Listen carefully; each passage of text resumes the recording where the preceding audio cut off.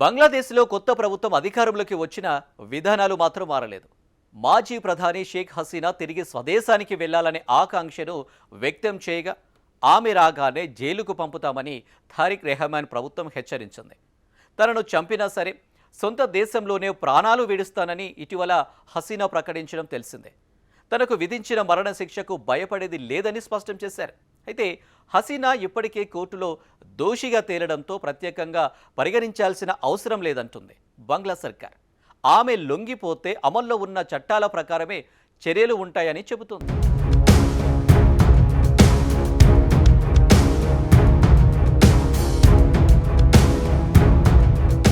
2 ఏళ్ల క్రితం బంగ్లాదేశ్లో ఏర్పడ్డ అనిశ్చిత పరిణామాల నేపథ్యంలో భారత్ వచ్చి ఆశ్రయం పొందుతున్న మాజీ ప్రధాని అవామీ లీగ్ పార్టీ అధినేత షేక్ హసీనా పరిస్థితి త్రిశంకు స్వర్గంలా మారిపోయింది. ప్రభుత్వ వ్యతిరేక నిరసనలు తీవ్ర హింసాత్మకంగా మారటంతో 2024 ఆగస్టు 5న షేక్ హసీనా బంగ్లాదేశ్ విడిచిపెట్టారు.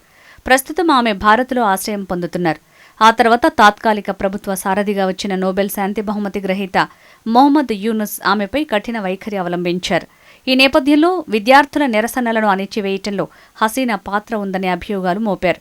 దీని ఆధారంగా బంగ్లాదేశ్ అంతర్జాతీయ నేరాల ట్రైబ్యునల్ 2025 నవంబర్లో ఆమెకు మరణశిక్ష విధించింది. తనపై వచ్చిన ఆరోపణలను హసీనా అప్పుడే తోసిపుచ్చారు.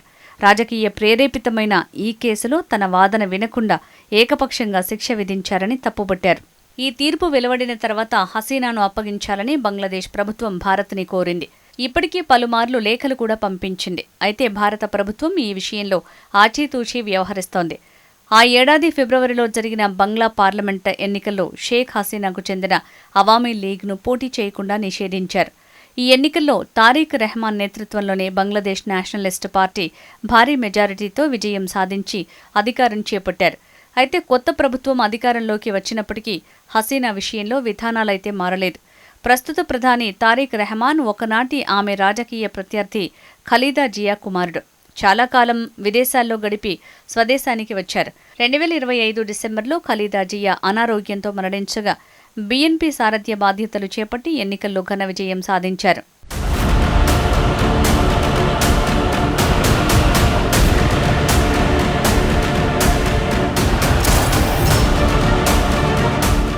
షేక్ హసీనా చాలా నెలలుగా భారత్లో ఆశ్రయం పొందటం బంగ్లాదేశ్లో రాజకీయ ఇబ్బందులు తెచ్చిపెట్టే అవకాశం ఉంది. ఈ కారణంగా స్వదేశానికి తిరిగి వెళ్లాలనే నిర్ణయానికి వచ్చారు.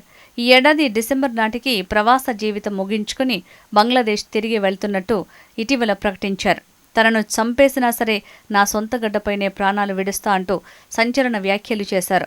స్వదేశంలో తనపై మరణశిక్ష పడినప్పటికీ భయపడేది లేదని, అక్కడ కోర్టుల ముందే లొంగిపోయి తనపై వచ్చినవన్నీ రాజకీయ ప్రేరేపిత కేసులని నిరూపిస్తానని స్పష్టం చేశారు.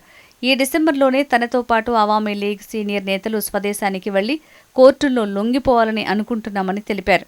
తన అప్పగింతపై భారత ప్రభుత్వానికి బంగ్లాదేశ్ అధికారులు అనేక లేఖలు రాస్తున్నారని, అందుకే ఈ నిర్ణయం తీసుకున్నానని హసీనా పేర్కొన్నారు.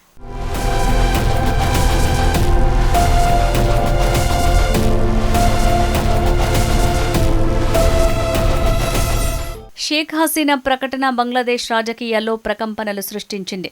ఈ నేపథ్యంలో హసీనాకు సంబంధించిన వార్తల ప్రసారంపై కీలక నిర్ణయం తీసుకుంది.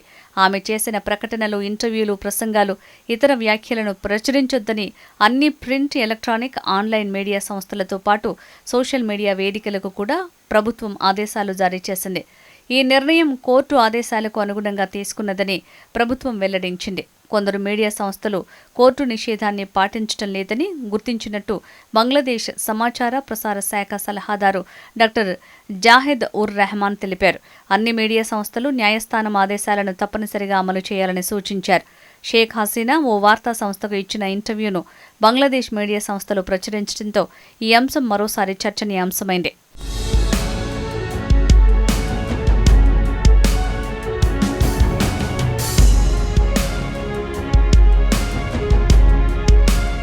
మరోవైపు స్వదేశానికి తిరిగి రావాలనే షేక్ హసీనా ఆకాంక్షలపై తాజాగా బంగ్లాదేశ్ ప్రభుత్వం నీళ్లు చల్లింది. హసీనా తిరిగి వస్తే చట్ట ప్రకారం అరెస్టు చేసి జైలుకు పంపుతామని ఆ దేశ విదేశాంగ శాఖ సహాయ మంత్రి షామా ఒబైద్ ఇస్లాం స్పష్టం చేశారు. ఆమె ఎక్కడ లొంగిపోయినా బంగ్లాదేశ్లో అడుగుపెట్టిన వెంటనే చట్టపరమైన ప్రక్రియ అమలవుతుందని పేర్కొన్నారు.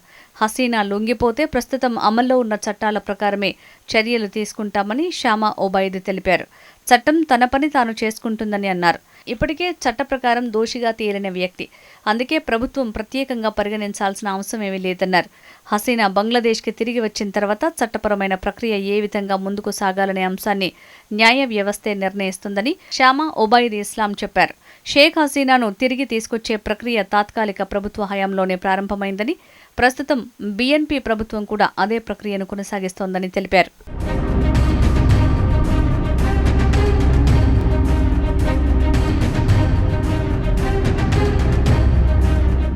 షేక్ హసీనా 1947 సెప్టెంబర్ 28వ తేదీన జన్మించారు. ఈమె తండ్రి షేక్ ముజిబుర్ రెహమాన్ పాకిస్తాన్ అణచివేత విధానాలకు వ్యతిరేకంగా పోరాడారు. ఈ పోరాటం నేపథ్యంలో 1971లో భారత్ పాకిస్తాన్ల మధ్య యుద్ధం జరిగింది.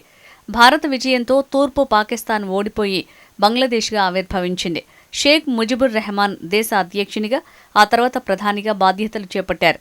బంగ్లాదేశ్ ప్రజలు ఆయన్ని బంగబంధు, జాతిపితగా కీర్తిస్తారు.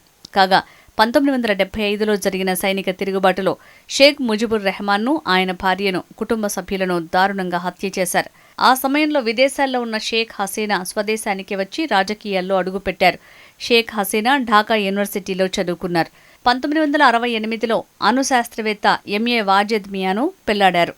1996లో తొలిసారిగా హసీనా బంగ్లాదేశ్ ప్రధానమంత్రి అయ్యారు. 2001లో ఓడినా 2008లో మళ్లీ పీఠం అధిరోహించారు.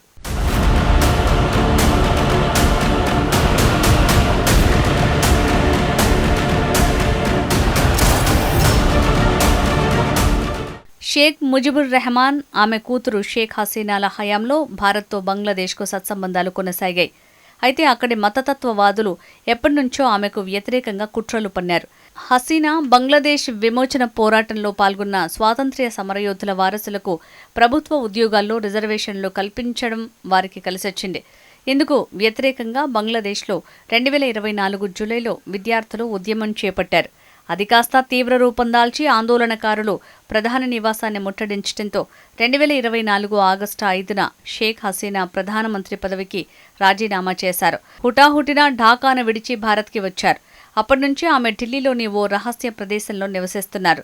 తాత్కాలిక ప్రభుత్వ సారథి యూనస్ హయాంలో భారత్ బంగ్లా సంబంధాలు దారుణంగా క్షీణించాయి. అక్కడ కొత్త ప్రభుత్వం వచ్చినా హసీనాకు గండం తప్పటం లేదు.